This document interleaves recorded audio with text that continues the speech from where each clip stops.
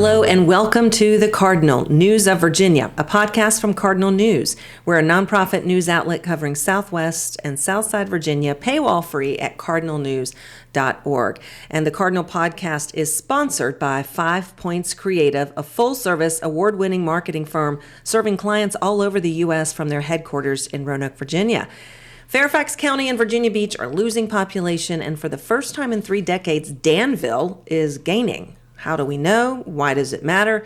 Let's get to it with Cardinal News founding editor Dwayne Yancey. And by the way, I'm Dutchie Jessee. I think I forgot to say that. I'm so anxious to get into these numbers, Dwayne. I was wondering who you were.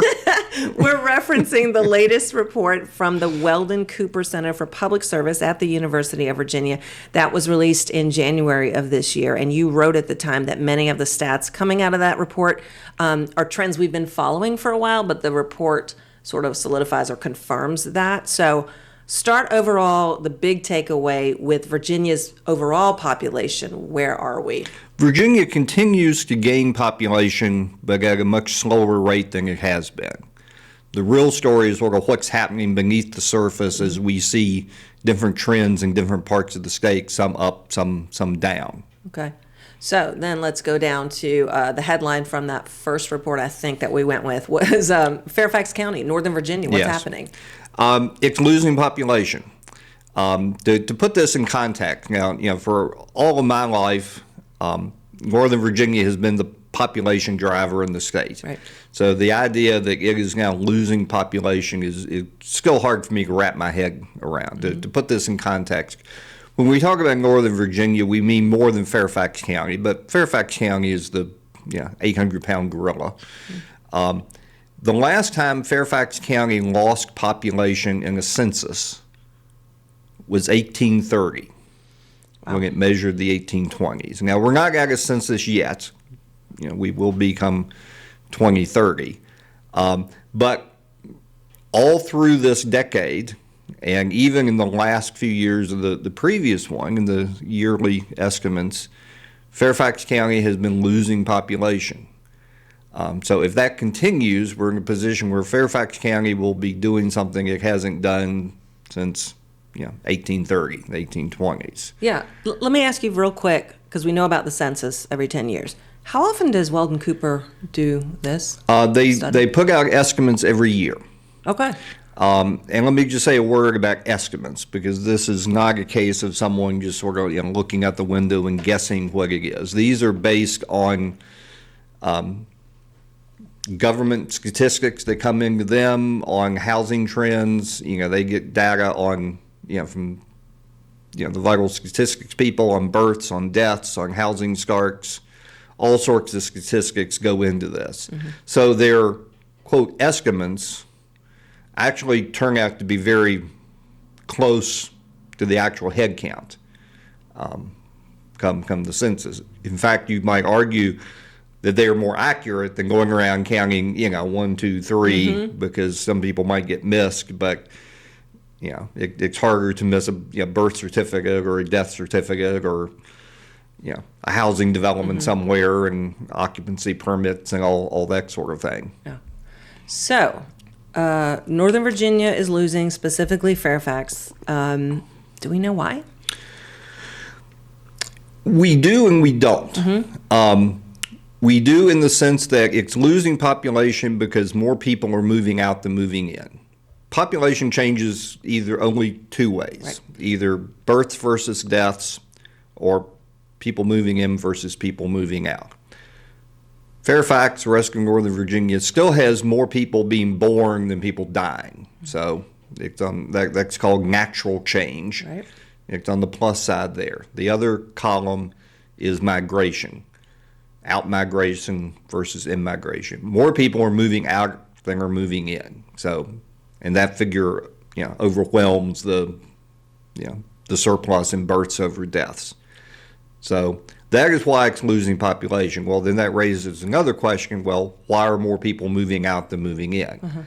Mm-hmm. That's where the answer starts to become a bit more political. And there is not a solid answer. The general consensus is that housing prices are too high. But there are lots of other possible explanations. Some believe it's because taxes are too high. Others say no, it's because services are too low, particularly with transportation. That's where you get into the political argument. But certainly high housing prices factor into that. Does the Weldon Cooper report is it able to answer where they're going? Are they going elsewhere in Virginia or outside of the state? Can they break it down to that level? That report does not. Okay. Other reports do, so you can put things together, but that particular report does not. The answer to that, there were several answers. Okay. There are some of those people who appear to be retirees, and are, because we see a lot of movement to high retirement places in the Southeast, Florida, Hilton Head in South Carolina, that sort of thing. Easy to surmise that those are retirees who are cashing out and becoming snowbirds. Others, from other data we can see, are moving to other communities. Generally, some of those are in Virginia. So it's not like all of these people are lost to Virginia, but some are moving out of state. Those, that data is for people who are employed. So we can get a sense there of where workers are moving. And generally when people move, they don't move far. So the number one place for people moving out of Northern Virginia is the Baltimore area. But we also see over time, Roanoke and Lynchburg have moved up in the rankings. About a decade, 2 decades ago, Roanoke was the 18th biggest destination for people moving out of the Washington area. Okay. Now it's moved up to 10th. That's interesting. Lynchburg wasn't in the top 25 at all. Now it's moved up into the low to mid, 20s. What other cities, let's talk about cities losing population in Virginia. Were there any that were surprising, except we've just talked about Northern Virginia? And then we'll get into specific portions of our coverage area. Cardinal covers an area that's largely rural, not all, it's some suburban. But tell me something about other cities losing, or major areas losing population. The other place that's losing is Hampton Roads. Okay. Particularly Virginia Beach. And again, this has been happening for some time. The historic answer to that has been sequestration of military, slowing down of military spending. I'm not familiar with the housing prices there. They're certainly not what they are in Northern Virginia, but that could be a factor there too. But I know that is a big concern in the Hampton Roads area, is out-migration as well. It's not at the same scale as Northern Virginia. And what about some specific portions of our particular coverage area, Southwest, Southside Virginia? Any places losing population that we should know? Most of Southwest and much of Southside is losing population. That is generally because deaths outnumber births. These are older areas. Okay. And that sort of obscures the big trend that is happening in many of these places, is they've seen a turnaround in migration. It used to be these communities were losing both ways, both deaths outnumber births, people moving out. Now they're seeing more people moving in than moving out. It's not enough to overcome the deaths over births, but beneath the surface, there's a lot of migration happening there. And sort of from a policy standpoint, you can't do much to prevent death. And in an older community, that's just the way it's going to be. But if suddenly you see more people moving in than moving out, you can take that, they must be doing something right, so policy-wise. I specifically mentioned in the intro about Danville because you highlighted that. Let's talk about Danville. Danville is the big change. Of course, 25 years ago, Danville's economy basically completely collapsed. Tobacco had been in decline for a long time. Textiles collapsed. Danville has very patiently and methodically over time rebuilt its economy. And now we're seeing that play out on the population side with, population growth for the first time in, a long time. Where else in Southwest, Southside Virginia are we seeing an example of what you were citing a moment ago about, the death rate we really can't do anything about when there's an older demographic living there, but more people choosing to locate in one of these portions of our particular coverage area? What's another example of that? Just about all of them, except in far Southwest Virginia. Okay. So like Botetourt, Roanoke, you mentioned Roanoke being a higher destination. Lynchburg area. Up and down 81 all the way down to Bristol, all of those counties are now seeing more people move in than move out. I mentioned, far Southwest Virginia, the furthest you can go in Virginia is Lee County. Right. It is now seeing more people move in than move out. Overall it's still losing population because it's older, but it is seeing a lot of, in-migration.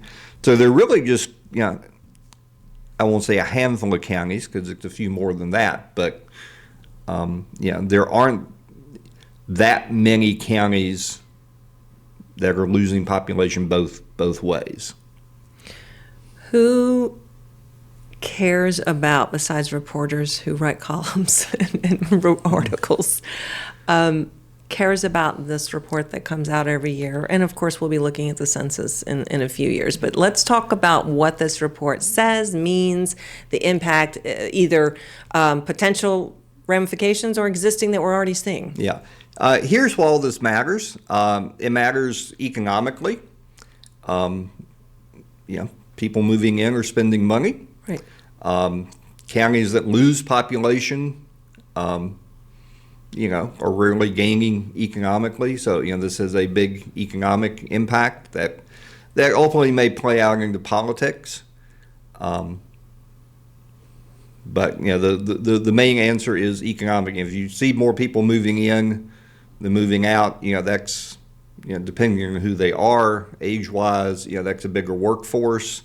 Those are more customers for local businesses. Those are more taxpayers. They're also, perhaps making more demands on services too. So, it cuts both ways. Yeah, I was going to ask you about housing, for example. Yeah. So if I work, let's say I'm super excited because I work in economic development in Danville, and I've been part of the team that's been trying to turn things around there over a course of time. And I see this report and I go, yay. But what's the flip side of it, perhaps? One of the hardest things people have trouble, even me, have trouble wrapping their heads around are communities that are losing population but still have a housing crisis. One example of that is Pennsylvania County. Okay. About a year ago, there was a proposal, eventually went through, for a big housing development, 600 and some homes, very controversial. Well, why does a county losing population need more housing? And the example I use is this. And this is an absurd example, but to visualize it. Let's picture a community that has one house. And years ago, it had a family of 4. 2 kids grow up, they move away. That's a population loss of 2.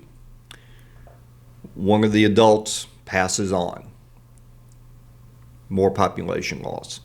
So now you have a house that used to have 4 people, now has 1.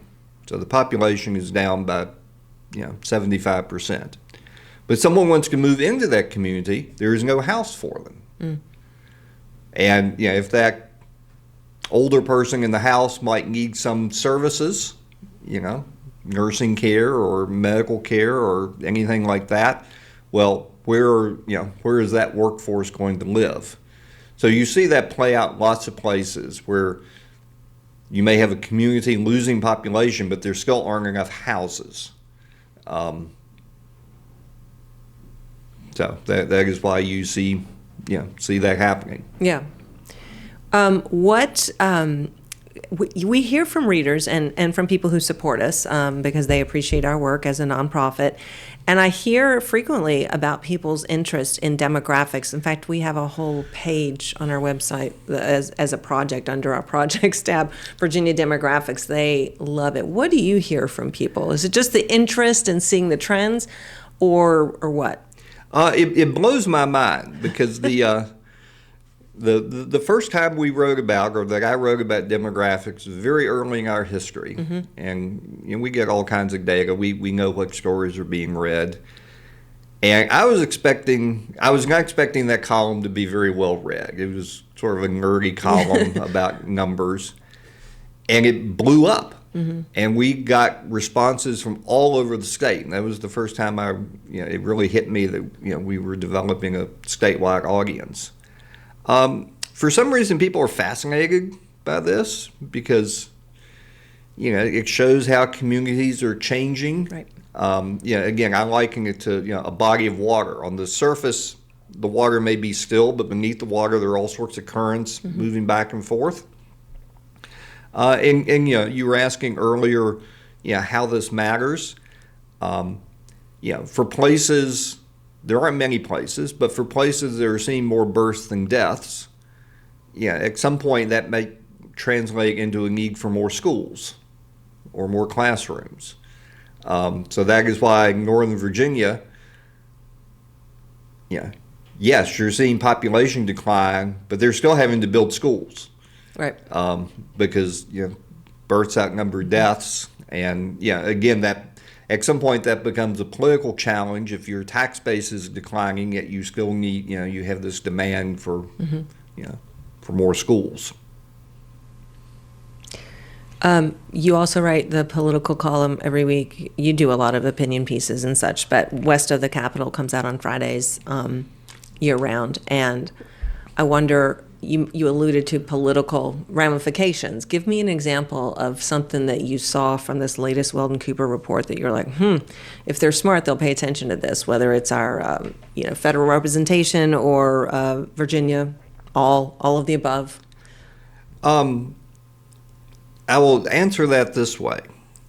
Here's why people in Southwest and Southside should pay attention to what's happening in Northern Virginia.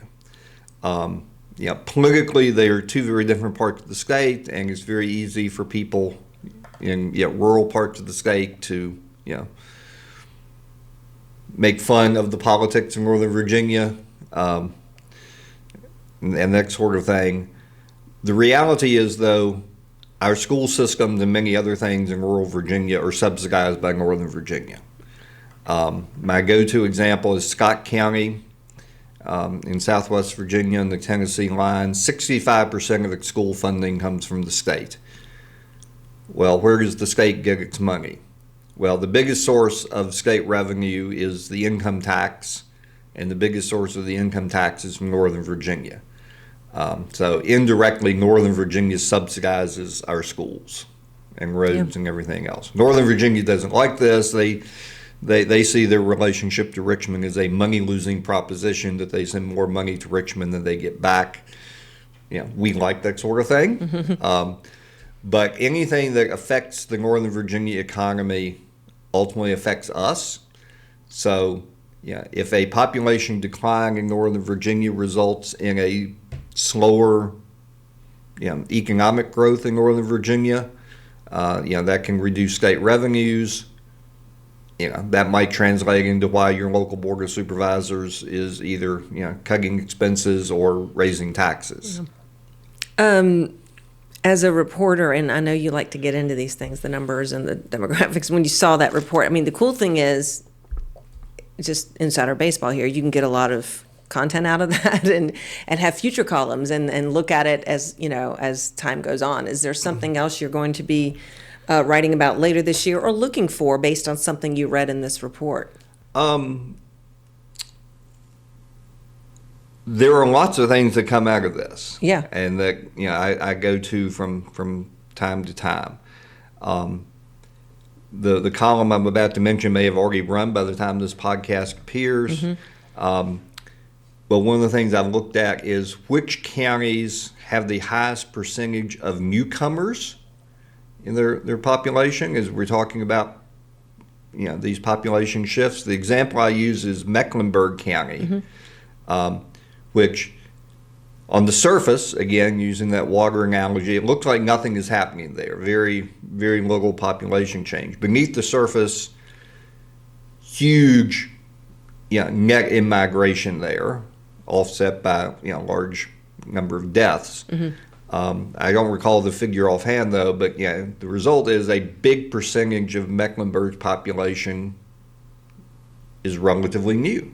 You mean meaning new to Virginia, or just new to new that to the part county? Of Virginia? Gotcha. New to the county. Okay. Of course, every community's population changes over time. But Mecklenburg is changing faster than many other places. Now, will there be political ramifications to that? I don't know. I mean, that depends on who moves in. But it certainly, in the past General Assembly session, the state senator from Mecklenburg County, Senator Mulkey, she was trying to get some funding for the YMCA there. I don't think she got it, but her argument was that, there's a lot of growth in Mecklenburg County. Well, she was right. But if you look at just the overall population figures, well, I forget the numbers, but, they weren't changing that much. But beneath the surface, all these people moving in, they want more services. And, her request for, funding for the Y, while it was unsuccessful, was, based on real facts. Right. All right, interesting stuff, and we'll look for more from you, not just on this, but on everything you cover. Dwayne, if someone wants to get a hold of you, how should they reach you? What's your email? Dwayne at cardinalnews.org. All right. And Dwayne is Dwayne. Yep. All right, thank you so much, Dwayne Yancey, for joining us on the Cardinal News of Virginia. And thanks to everyone for listening. Thank you also to our sponsor, 5 Points Creative. Want to thank Sherry Quinley for her technical assistance here, and Zach Shelton as well. They're both with Cardinal News, and you can find more about us at our paywall-free site, cardinalnews.org. I'm Dutchie Jessee. Thank you.